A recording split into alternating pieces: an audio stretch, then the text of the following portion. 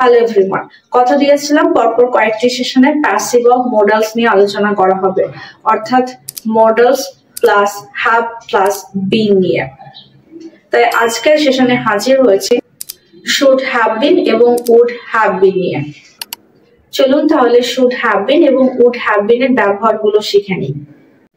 Should have বিন কখন ব্যবহার করা হয়?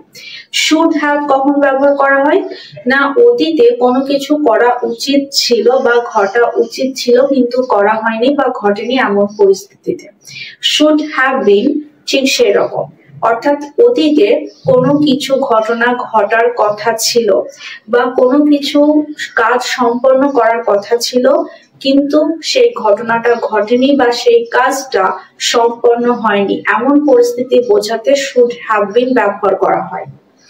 কিন্তু শুড হ্যাভ বিন শুধুমাত্র শুড হ্যাভ এর প্যাসিভ ফর্ম নয়, শুড হ্যাভ বিন কে অন্য ক্ষেত্রেও ব্যবহার করা হয়। সমালোচনা, অনুশোচনা বা বিকল্প ব্যবস্থা অর্থে ব্যবহার করা হয়। শুড হ্যাভ বিন অর্থাৎ এখানে বি অর্থেও শুড হ্যাভ বিন কে ব্যবহার করা হয়। বি অর্থাৎ আমরা জেনেছি এর আগের সেশনগুলোতে যে বি হলো বেস ফর্ম এবং এর থার্ড ফর্ম হলো বিন।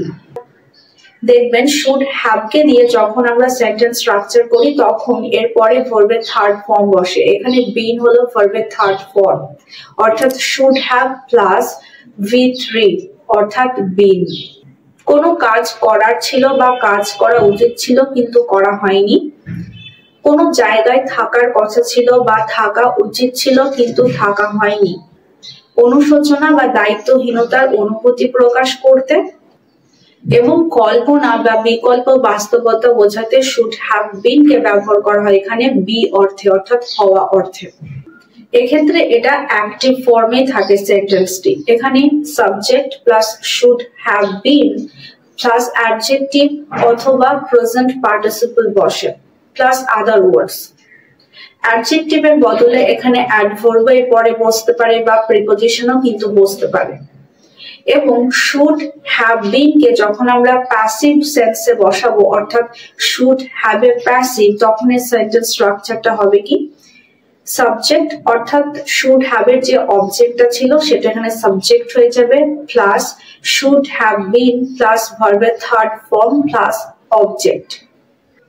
যেমন যদি বলি উৎসবটি দেখার জন্য তার সেখানে থাকা উচিত ছিল, এখানে থাকা অর্থে অর্থাৎ বি অর্থে। তাহলে এই সেন্টেন্সটা এরকম হবে শি শুড হ্যাভ বিন কোথায় থাকা উচিত ছিল সেখানে there, she should have been there, she should have been there কিসের জন্য to see the celebration, she should have been there to see the celebration উৎসবটি দেখার জন্য তার সেখানে থাকা উচিত ছিল। তোমার মিটিং এ থাকা উচিত ছিল, you should have been at the meeting, you should have been at the meeting. তোমার গেম খেলার বদলে কাজ করা উচিত ছিল, you should have been working instead of playing games, you should have been working instead of playing games. তোমার আমার সঙ্গে সৎ থাকা উচিত ছিল, you should have been honest with me, you should have been honest with me.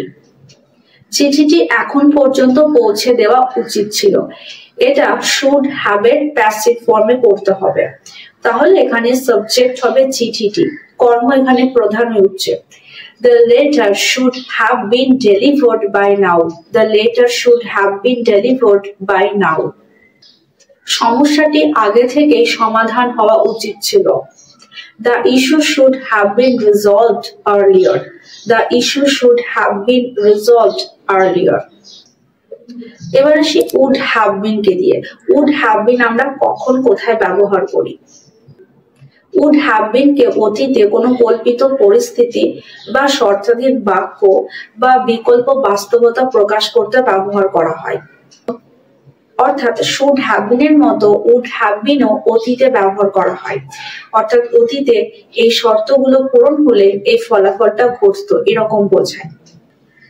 এক্ষেত্রে sentence স্ট্রাকচারটা এরকম হয় subject plus would have been plus complement plus if plus subject plus post perfect. তুমি আমাকে সাহায্য করলে আমি কৃতজ্ঞ হতাম, I would have been grateful if you had helped me. I would have been grateful if you had helped me. এছাড়া would have been K be অর্থে এবং would have এর প্যাসিভ ফর্মেও ব্যবহার করা হয়। be অর্থে যেমন তোমার সাহায্য ছাড়া এটি করা অসম্ভব হতো। Without your help, it would have been impossible to complete this task. তুমি আমাকে দেখতে এলে আমি আরো খুশি হতাম। I would have been happier if you had visited me. ওটা দেখতে দুর্দান্ত হতো। That would have been amazing to see. Passive ভয়েসের ক্ষেত্রে তারা যদি দামের ব্যাপারে সম্মত হতো বাড়িটি বিক্রি হয়ে যেত। The house would have been sold if they had agreed on the price. চলুন এবার would have been এবং should have been এর মধ্যে বেসিক কি পার্থক্য সেটা দেখে নিই। would have been কল্পিত বা সম্ভাব্য অতীত বোঝায়, অর্থাৎ একটা শর্ত পূরণ হলে এই ঘটনাটা ঘটতে পারত।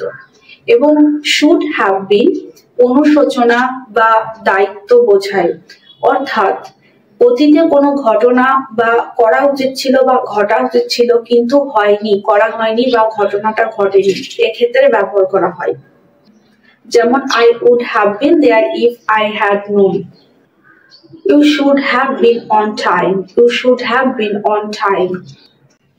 So friends, আজকের সেশনে আমরা should have been এবং would have been সম্পর্কে জানলাম। আশা করি এই নিয়ে আর কোনো কনফিউশন থাকবে না। তো দেখা হচ্ছে পরের সেশনে আরো নতুন টপিক নিয়ে। ততক্ষণ সবাই ভালো থাকবেন, সুস্থ থাকবেন। Thank you.